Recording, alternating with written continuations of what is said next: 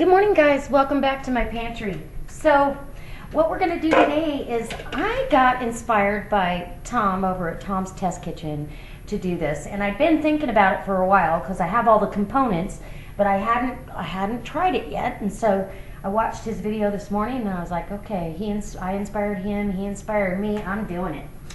So I'm going to do it a little bit different, but what I've got is a 28-ounce can of crushed tomatoes.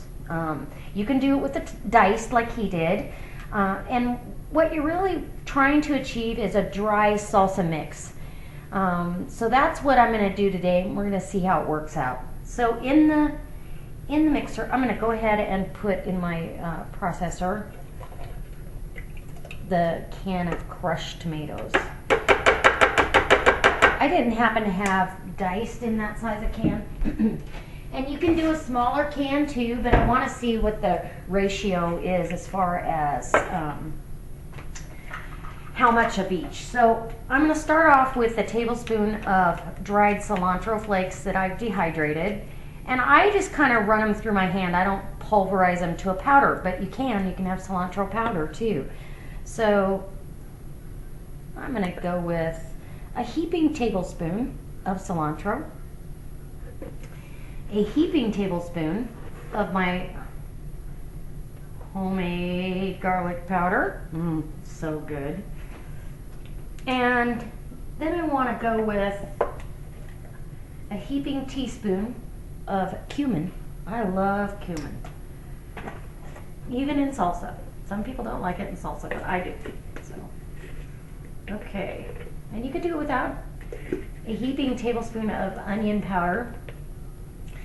And just word of caution, when you're dehydrating these vegetables and stuff in the dehydrator, don't do it in the house. It's pretty pungent. Onions are probably the stinkiest of all.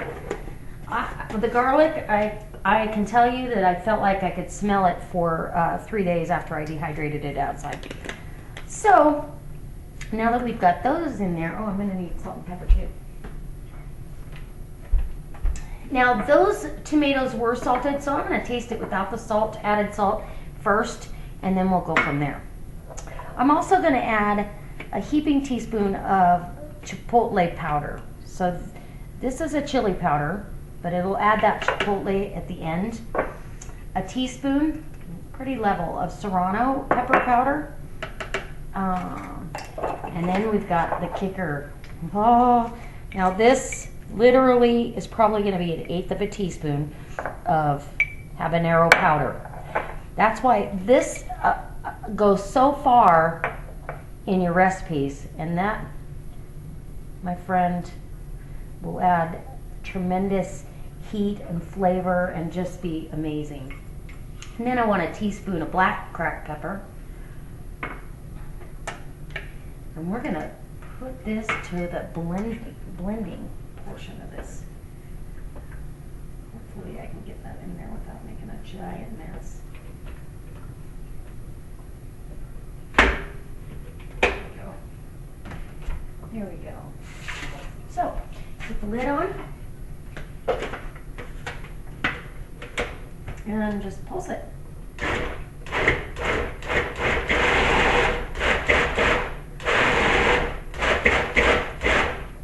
And that's really all there is to it.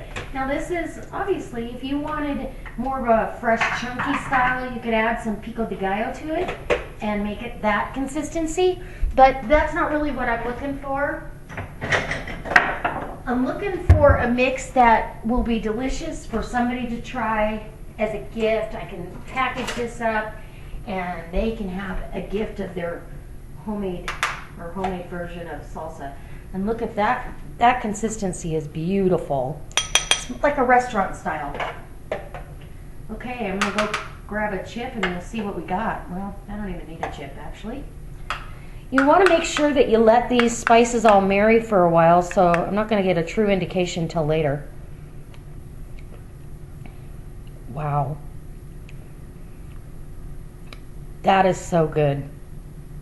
That is really, really good. And once these marry up, I'm going to put this in the refrigerator and let it sit for a few hours.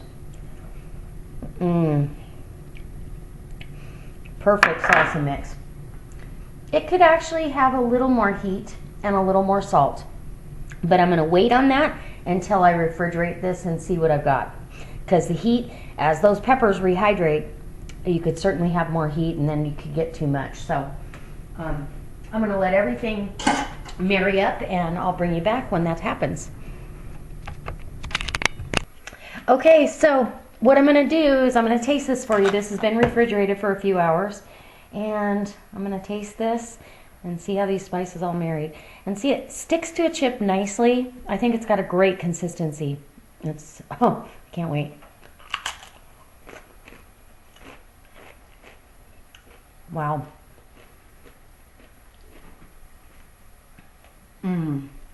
That is amazing. You get that background of the chipotle pepper. So my gift idea is you can buy these little bowls, salsa bowls at Walmart for $1, I think.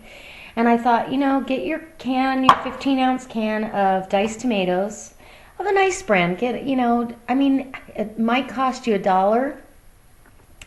And I've got little plastic, resealable bags that you can put the exact measurements for this size can in there. And I'm telling you, this is so good. So I think it's a great gift. Anyways, I hope this inspires you. I hope you come back next time. I've got great videos coming up. I'm going to try to do like a weekly planner here pretty quick. But this is what I did this morning. So I hope you enjoy. I hope you try it. And I hope you like it. I hope you rate my videos. And if you are the first time here, I hope you subscribe. All right, you guys. God bless.